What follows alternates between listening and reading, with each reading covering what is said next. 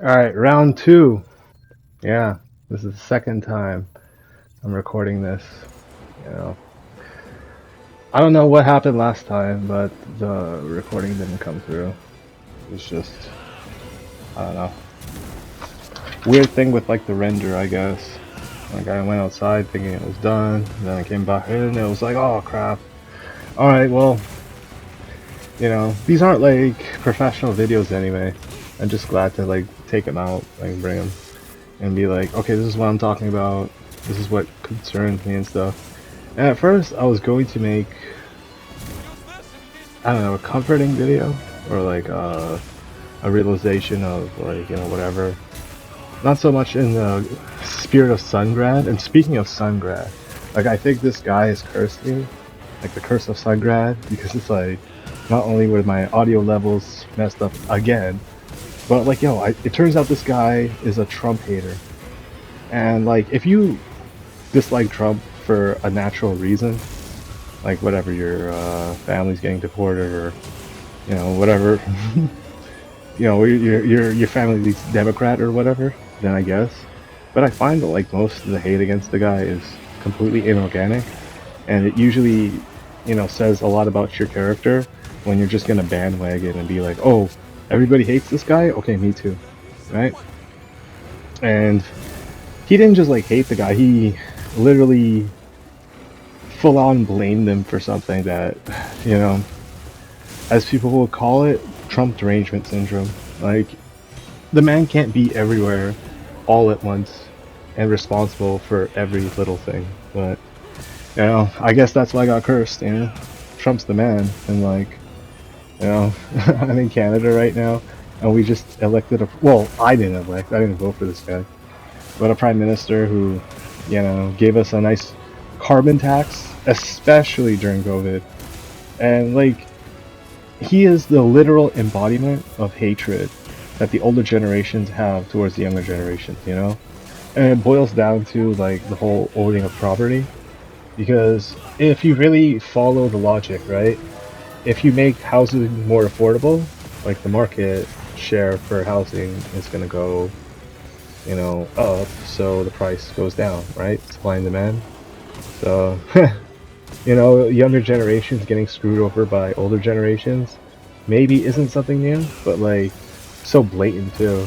Like, I'm pretty sure that like, you know, generations to come, like decades down the line, it's gonna be like one of those things where people are just, more intelligent about it. Like, not so much like not trustworthy, but like understanding that like you're not going to be taken care of not by your government, maybe not even by your family. Like society seems to hate you, and when I say you, I mean like little kids. Like, sorry, not little kids. Like people like pretty much half my age and like around there, because it's like perspective of like almost turning 40 this year is like, well, I wanted to do something, right, which was develop games and stuff.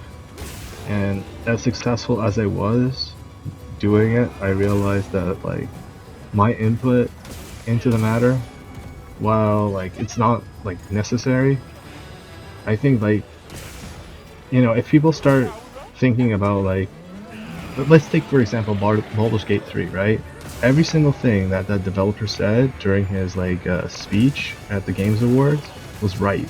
Like, and that's not even the worst part. The worst part is it didn't change anything.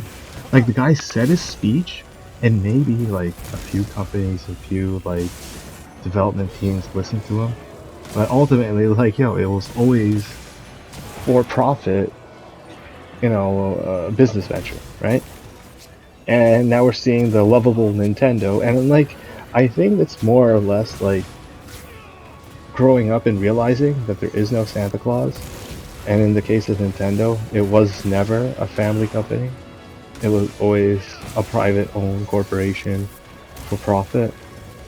And the horrifying realization of that is, I don't find any games on the Xbox Series to be worth purchase, right? Like a a curiosity that I would have on, let's say, like Halo, right? So I would look it up, see gameplay videos, and I don't really see the difference beyond maybe graphics. Like the game hasn't moved that far along, and it just seems like a regression, you know? So like, why would I want to get an Xbox Series for a game that, you know, doesn't feature the features that the previous titles had, and like storyline wise, it's just not moving. You know, the medium ahead. Like it's just another tale of Master Chief versus your typical band of aliens, and maybe some of the ones from the Halo games we will not speak of, making a return. Like it's like Smash Bros. For Halo, right? And like to that I say,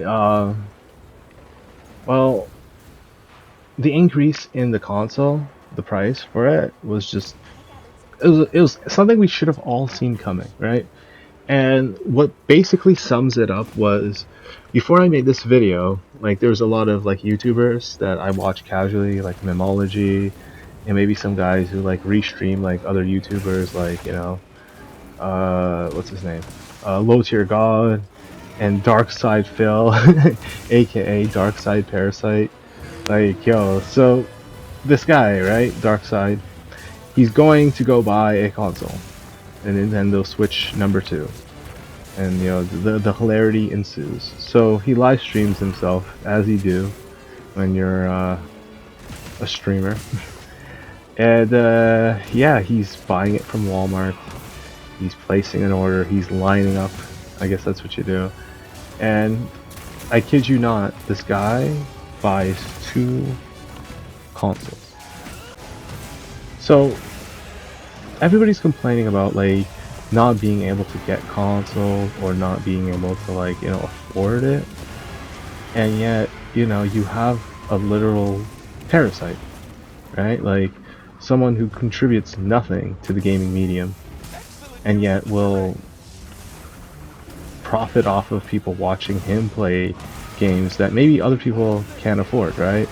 So let's say percentage wise of the people who donate to his streams, let's say a good 60 to 70%, if not more, like don't donate and they just watch him for free.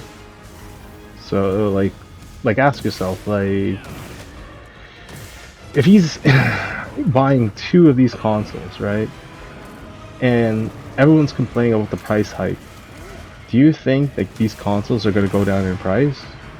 Well, absolutely not, right? Like, and we're seeing the end result of this, right? But here, I'm getting ahead of myself. So he orders 2 consoles off of Walmart, and the funniest thing happens, right? These trolls, whatever you want to call them, the guys who like, you know, restream his stuff or like, you know, just make fun of him all the time, they get his information, and I don't know if it's true or not, but somehow they cancel his orders. And it's like the funniest thing, like so many YouTubers are laughing at him, and I would be one of them if not, like I'm just like a skeptical person by nature. So like maybe he just did it for like the whole, you know, views, I guess. What do you call that again? It's not hype. It's like hysteria, but it's like, you know, whatever. He just did it for the attention, for lack of a better term, right? And it could be mostly due to the fact that he tried to order it and then he couldn't get his order. So yeah, but somebody can like, you know, correct me on that and be like, well, I saw his stream, I saw the order that he placed, he actually did lose his order, that he got canceled. And I'm like, wow, who cares? Because the people like this is the funniest thing too. So the president of Nintendo, his name is Doug Bowser. Yeah. So this guy is literally like your Saturday morning cartoon villain. Like you imagine this, like he's chilling in his office, right? One of his employees comes in and he's just like, oh my god, you gotta see this. And Doug's like, whoa, what is it? So he shows him this video of Darkside Phil, and like the orders getting canceled on him and stuff, but also the fact that he ordered 2 consoles, and like, you know what I mean, like, yeah, I think like a game, like you know, he's just like throwing money at Nintendo, and like just them laughing at him, like whether it's true or not, right? Like the idea of them realizing that no matter what they do, like financially, they're always in good hands because people like Phil are going to make sure that younger people don't get to play games. And he's not alone, dude. Like, there are so many guys like okay, case in point, like LTG. Here's a guy who not only buys games, but multiple consoles because you'll get banned off of consoles or you get stalked or whatever. And like, to us, like people who just you know whatever normal, that's kind of weird, like a little bit wasteful, like something I wouldn't do. But like, you know, if you're in a position like him where you know you make a living doing, you know, fucking all, right? Like this is your means to profit, I suppose. But to the corporations, Sony, Microsoft, Nintendo, this is such good news. Because it's like, with PC, there's so many different manufacturers, right? Like, you can just get pretty much parts from anybody. Like, you can get, like, a really good CPU and, like, your RAM is, like, you know, second rate. Or, like, you know, everything could be brand new, but, like, they're all different manufacturers, right? Like, it's all custom. Whereas, these consoles, they make the money off of these types of people, like the people who stream their games, who hype them up, who buy them day one, pre-order, like, and they're adults. They are adults. Make no mistake, I'm an adult, and I have no right to tell you what game that you should or shouldn't play. That being said, all of this started because of Monster Hunter Wilds. Let me explain. So, see this amazing game that you're looking at right now with these graphics? Look at this, like, you know, amazing, like, weather effects. Alright, enough of the hyping up. So, they gave this game an 8 out of 10. Now, why would they give it an 8 out of 10? Because other people have to win. And those other people pay for advertising. And we've seen this before with Kane and Lynch, right? Back in the day, and someone lost their job over that. You know, it happened. It's just like happened so long ago. I'm sorry, like the names are vague to me right now. But that being said, right? They gave Monster Hunter Wilds an 8 out of 10.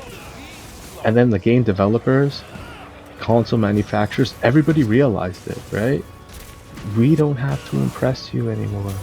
We can sell you whatever we want as long as you put our name on it, and you'll buy it no matter what. Nintendo, Microsoft, God forbid Sony one day too. I mean, people say Sony's greedy. I'm sorry. Like, maybe it's a bias from owning like multiple Sony consoles, but to me, it's the lesser of all evils. Like, yeah, you'll have games like Concord, and that's like, you can't really blame a hardware manufacturer for hiring people who design software and just do a terrible job at it. Like, it's bound to happen, right? Like, I'm not gonna like put it, like, say it's out of the way to think that, you know, it could happen in the manufacturing sectors. Like, you know, you have things that are poorly designed or like, you know, need to be recalled. This is normal stuff, right? But what I'm saying is, the price hikes on the Nintendo and Microsoft console mostly comes from the fact that GTA 6 is going to be released, right? And it's going to be the most important game to ever come out. And let me explain. GTA 6 has been in the works probably since GTA 5 released, if not maybe 2 years after it got released, and they started throwing DLCs in the game. And then they had like 2 teams, one working on the sequel, and then one working on the online GTA aspect for 5, right? Now, they said from the beginning, we don't want to release this game for anything but $100 because it's worth that much money. Meaning, the most likely they're bundling it with the online feature, and this was done for, monetary reasons. Like they can sell you stuff in the online, aspect of the game rather than selling you two games, which will most likely be cheaper, and they actually might do it. Like I would have put it by me that GTA 6 single player and then GTA Online both come out as $60 releases, and eat it. You know, you as the consumer, do you think that's gonna stop Dark Side Parasite? Do you think that's gonna stop what's his name? Low tier. I don't take care of my kid. Yeah, that's the drama behind this guy right now, because he has like a kid he doesn't take care of. He just sold his own kid. Oh my goodness. But like, yeah, dude, this is like one of those things. I gotta go off script a little bit. I watched an entire week of meltdowns over this too, like the price hikes on Nintendo. Some people are laughing at Nintendo fanboys. Some people are like, oh, this is sad. It's like, whatever. Some people are coping. It's the stages of denial, right? And then, okay, so I'm not gonna name names. I'm subscribed to this guy, right? And he's, I don't know if he's a hardcore Xbox. There's all these names, these things.